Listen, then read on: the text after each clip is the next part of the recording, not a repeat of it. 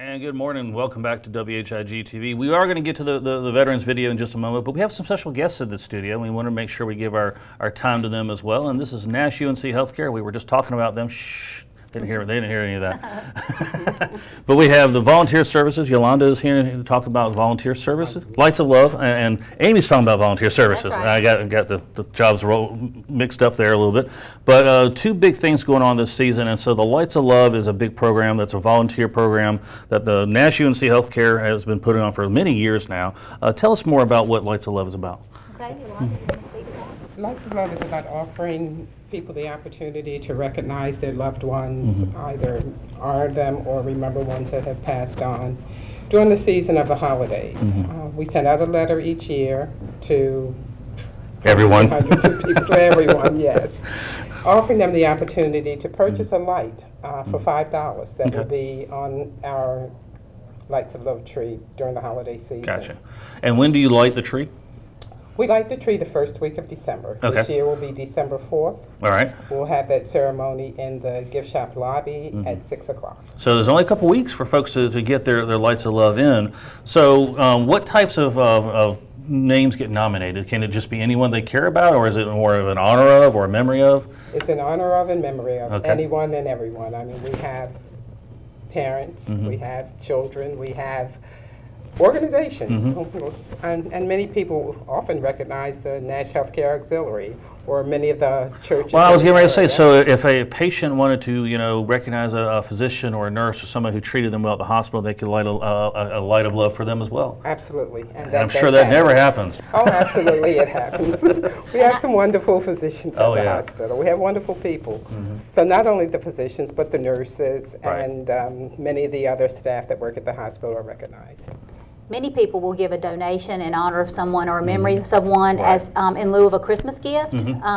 So that's always a nice, thoughtful thing to do. And that is, and I was thinking about this earlier, as my parents have gotten older and they have everything, and they have an attic full of everything, and what do you get some folks these days, and try to be creative or different. Sometimes this is a different way of recognizing and honoring somebody and helping out an organization in the same time.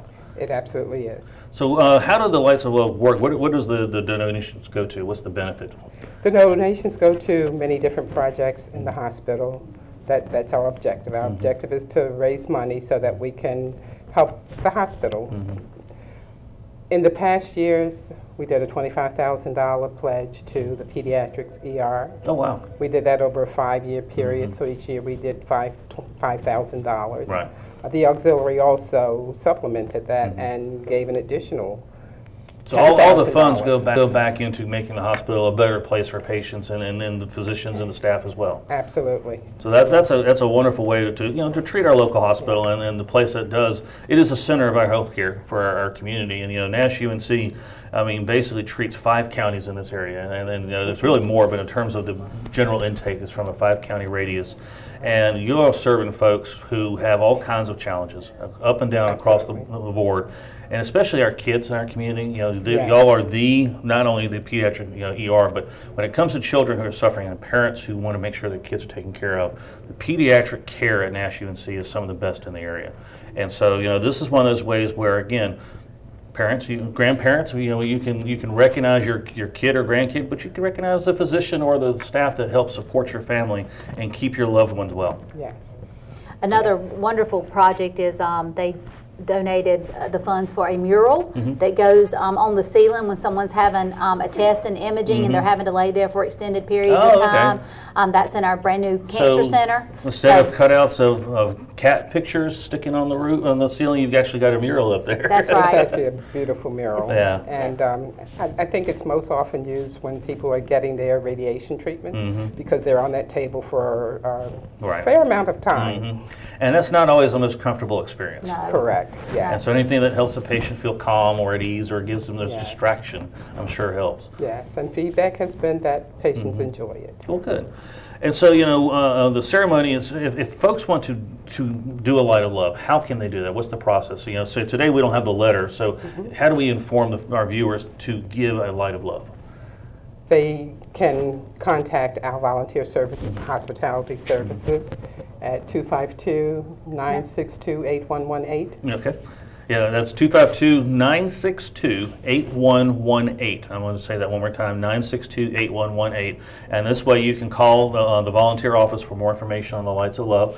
But also, this is part of the volunteer office as well. So y'all do more than just the Lights of Love one time a year. Is that true? Yes. That's true. Yeah. We have a very robust volunteer program at our hospital that continues to grow and offer many different opportunities for people to come and serve.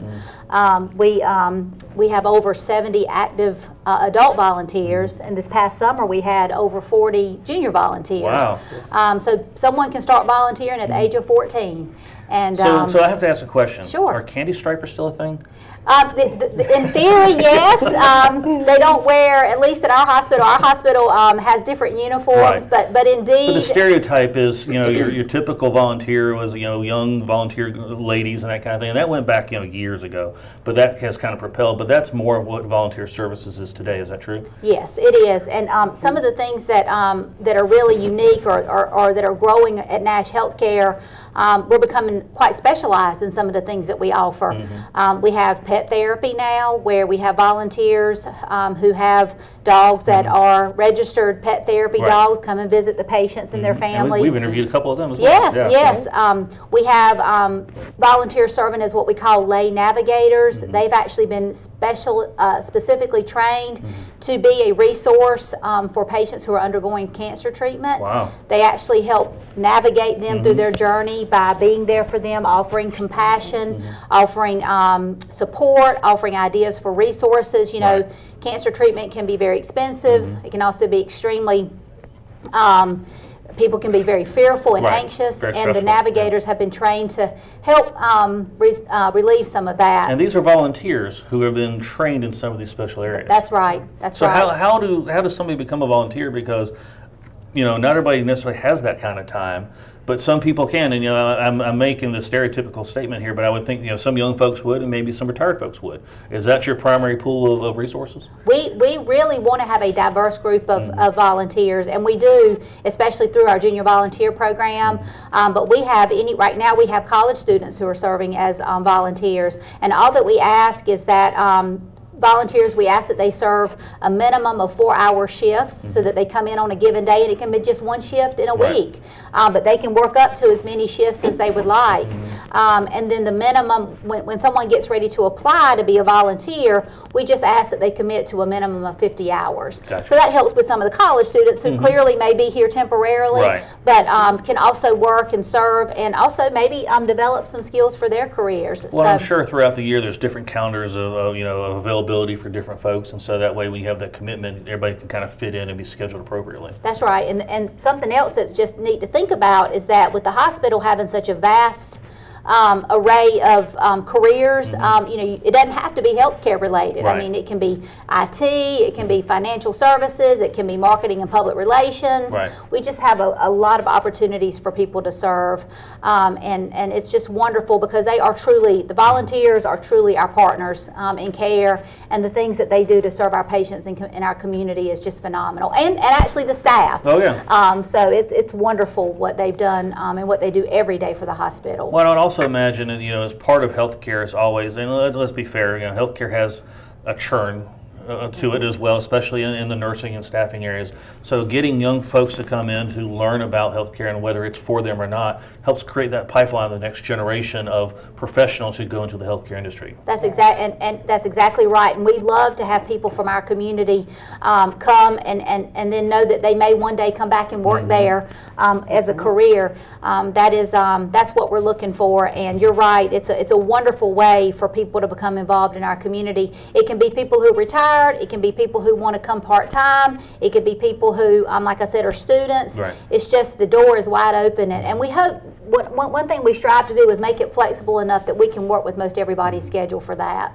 Well, one of the things that, and my daughter's one of them, and I think she's getting better about it now, but, the sight of blood or, needles is not their thing. If it's not their thing, can they still do volunteer work? Absolutely, absolutely. Like I said, I think that may be their excuse for I don't want to do it because I don't want to deal with that stuff. I think you can overcome that objection. Sure, you can overcome it, or we can keep you from it.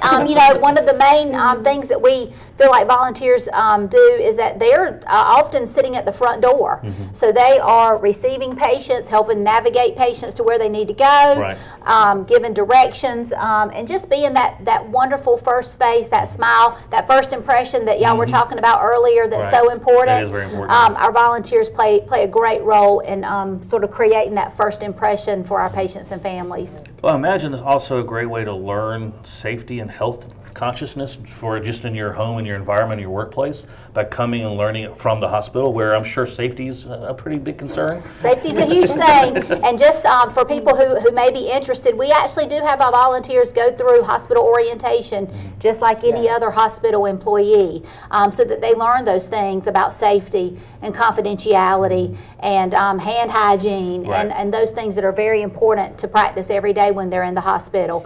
So yes, absolutely, the knowledge that someone can get by volunteering at the hospital is amazing. Well, I'm sure, again, I'm thinking of all the things that, again, my wife used to work 3 years ago, and, the first thing that went through her mind when she got the job is, I'm going to a place where everybody's sick. And so you don't want to get sick, so how do you prevent that? By having safety hygiene procedures and things like that. The hand washing, making sure you get your flu shot on a regular basis and all those types of things.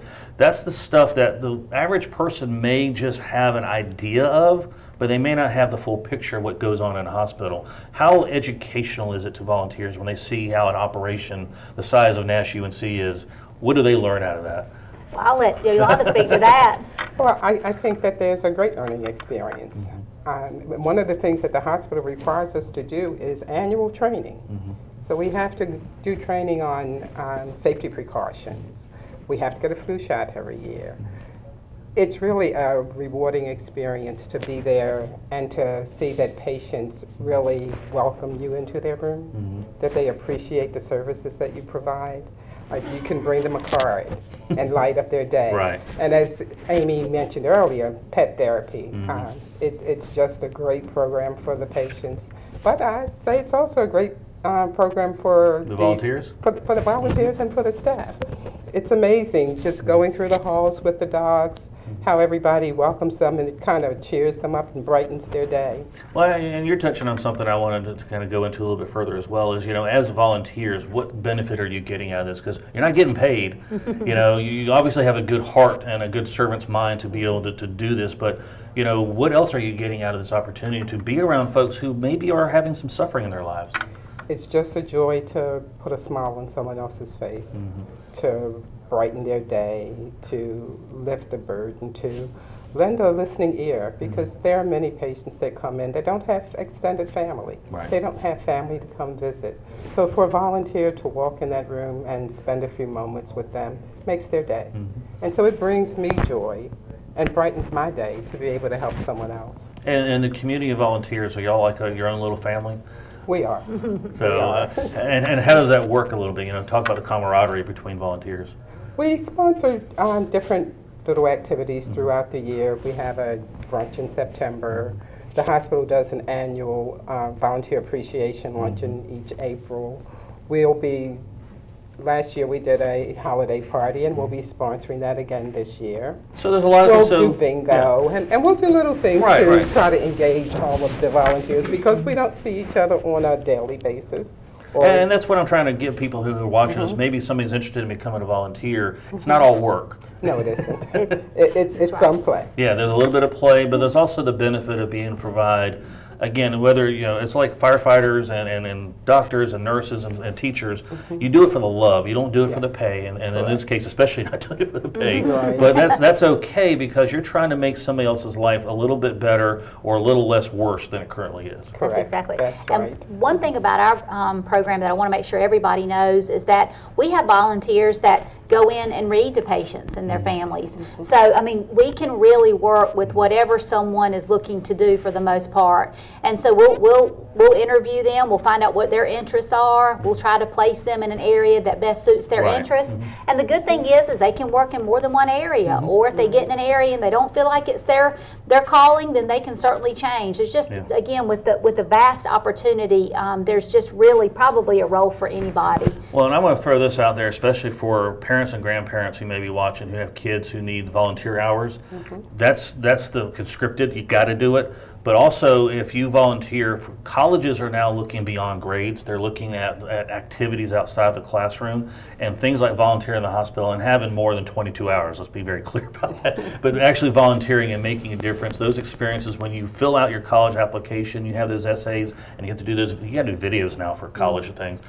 Those things matter, and having the experience of working in a hospital in a large organization and understanding discipline and management goes a long way for young folks who, when they get to college and get out of college, they may not have ever experienced that management structure that they would get through a hospital like Nash UNC. And I know that by just having that experience and be able to speak to that in an interview or something like that goes a long way. And the relationships that they develop with the respective manager or director of the department they work for, then that manager or director can write them a reference because they've developed that relationship over time, and that's also wonderful. And those relationships can go a long way because, again, when you come back home or hopefully you stay in our community once you leave and get your education, those connections can pave a road for benefits in the future. In the future. That's right. We want them to come back and work at Nash Healthcare. There you go. Yes, we do. Well, we appreciate y'all coming in this morning. One more time, the Lights of Love. When is the ceremony? The ceremony is December 4th. Okay, and if somebody wants to... At 6 o'clock. Gift shop lobby. In the 6 o'clock gift shop lobby. And that is an opportunity for anybody to make a donation in the honor of or in memory of anybody they love, any loved one or a hospital volunteer themselves. Yes. If somebody wants to give, they can call 252-962-8118. Correct. And you have between now and the end of the month, basically, to get those nominations in for the Lights of Love. November 28th. November 28th, so close enough. Yeah. and in addition to the ceremony, we also have a book of honor/remembrance that we leave on display in the hospital lobby. It lists all of the persons being recognized. Excellent. And the patrons. And those names are read at the ceremony, read out loud. So it's a really special time. Yes. Right. Yes. And then if you want to become a volunteer, you can still call that same number, 962-8118, and get more information on the volunteer services. And again, you don't have to draw blood, you don't have to touch any gauze or anything that may gross you out, but you can just be a person who cares and contribute to a better life for other people at Nash UNC. That's right. And they can also, there's an application online at the Nash Healthcare website that they can also use to apply. So multiple ways for them to inquire, and we sure would like to hear from them. So. All right. Well, we thank y'all for coming in. We thank you for what you're doing as a volunteer and a volunteer leader as well. Well, thank you. It's good to be here this morning. Well, happy Thanksgiving to y'all. You too. Thank you very much. And hope you have a very successful Lights of Love. Thank you. All right. We'll be right back for their next look at the weather, and we will have our veterans ceremony when we come back.